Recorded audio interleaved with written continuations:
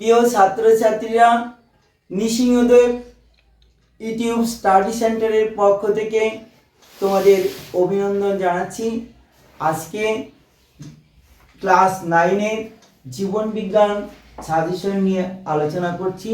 অর্থাৎ 2025 সালের জীবন বিজ্ঞানের যে মেন প্রশ্নগুলো, 5 নম্বরের যে প্রশ্নগুলো আসার মতো প্রশ্নগুলো আমি তোমাদেরকে দিয়ে দিচ্ছি। সেই সাজেশনের 1 নম্বরে আছে একটি আদর্শ নিউক্লিয়াসের গঠন চিত্র সহযোগে বর্ণনা করো। একটি আদর্শ নিউক্লিয়াসের গঠন চিত্র সহযোগে বর্ণনা করো। নিউক্লিয়াসকে কোষের শক্তিগড় বলে কেন? নাম্বার হচ্ছে 4+1। আবারও প্রশ্নটা পুনরায় বলছি, একটি আদর্শ নিউক্লিয়াসের গঠন চিত্র সহযোগে বর্ণনা করো। নিউক্লিয়াসকে কোষের শক্তিগড় বলে কেন? 2 নম্বর প্রশ্ন,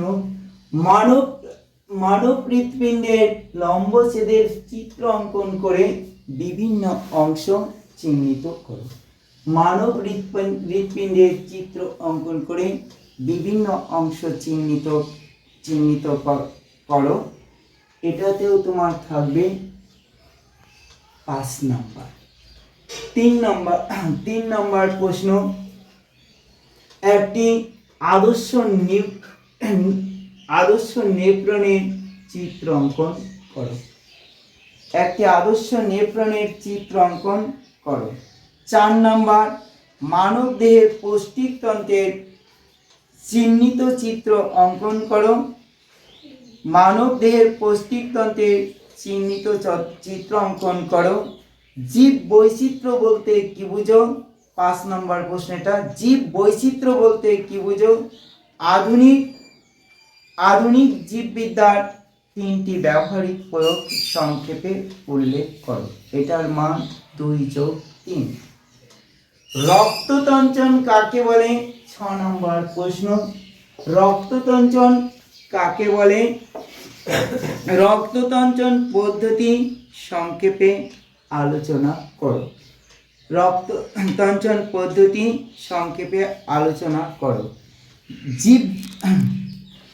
7 নম্বর প্রশ্ন, উপকারী জীবাণু বলতে কি বোঝায়? মানব কল্যাণে জীবাণুদের ভূমিকা উদাহরণ সহ ব্যাখ্যা করো। উপকারী জীবাণু বলতে কি বোঝায়? মানব কল্যাণে জীবাণুদের ভূমিকা উদাহরণ সহ ব্যাখ্যা করো। 8 নম্বর প্রশ্ন, বাস্তুতন্ত্রের শক্তি প্রবাহের একমুখীভাবে কেন ঘটে? বাস্তুতন্ত্রের শক্তি প্রবাহ একমুখীভাবে কেন ঘটে? শক্তির ব্যবহার বলতে কি বুঝো? এটার মান হচ্ছে 3+2। 9 নম্বর প্রশ্ন, খাদ্য শৃঙ্খল বলতে কি বুঝো?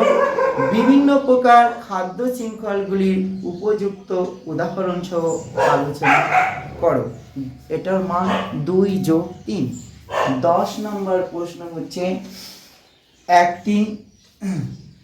একবীজপত্রী উদ্ভিদ ও দ্বিবীজপত্রী উদ্ভিদের 3টি পার্থক্য লেখো।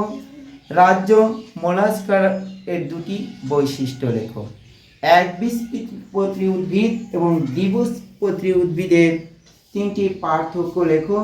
আর রাজ্য মনেরো এর 2টি বৈশিষ্ট্য লেখো।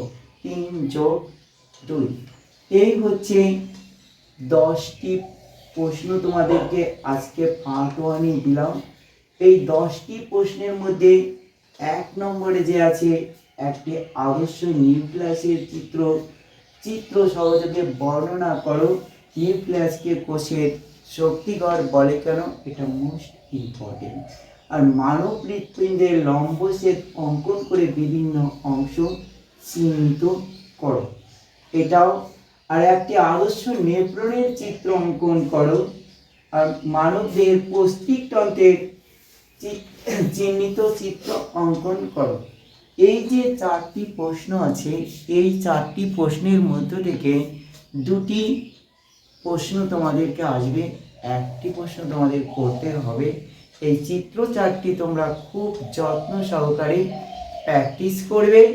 আশা করি তোমরা বুঝতে যদি না পারো কমেন্ট করে জানাবে। আর প্রত্যেকে আমার এই ছোট্ট ইউটিউব চ্যানেলটিকে সাবস্ক্রাইব করে লাইক করে আমাকে পরবর্তী ভিডিও করতে উৎসাহিত করবে। ধন্যবাদ।